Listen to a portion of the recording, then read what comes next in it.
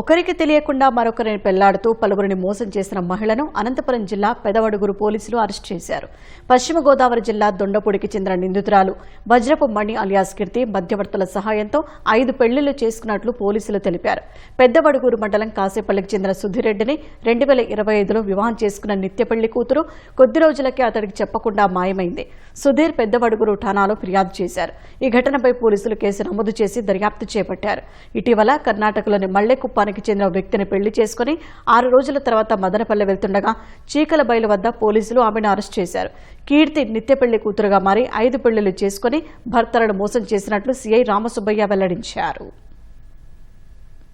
కాసేపల్లె గ్రామానికి చెందినటువంటి వ్యక్తి సుధీర్ రెడ్డి పోలీస్ స్టేషన్కి వచ్చి పశ్చిమ గోదావరి జిల్లా దొండపూడి గ్రామానికి చెందినటువంటి అమ్మాయి కీర్తిని నేను వివాహం చేసుకున్నానండి.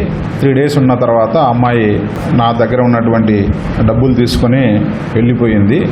ఈ విధంగా నన్ను మోసం చేసింది అని చెప్పి ఫిర్యాదు ఇవ్వడం జరిగింది. కీర్తి అనే అమ్మాయి దుర్గంపూడి శ్వేతారెడ్డి అని, వజ్రపు మణి అని, కీర్తి అని ఇట్లా రకరకాల పేర్లు పెట్టుకొని ఈ అబ్బాయిని మ్యారేజ్ చేసుకుని ఈ అబ్బాయి దగ్గర నుంచి డబ్బులు తీసుకునే మాట వాస్తవమని నిర్ధారించి ఆ అమ్మాయిని నేను అరెస్ట్ చేసి రిమాండ్కి పంపించడం జరిగింది. ఇటువంటివే ఇంకా 2-3 మ్యారేజెస్ విషయంలో కూడా జరిగిందని తెలిసింది. దాన్ని మేము విచారిస్తున్నాము.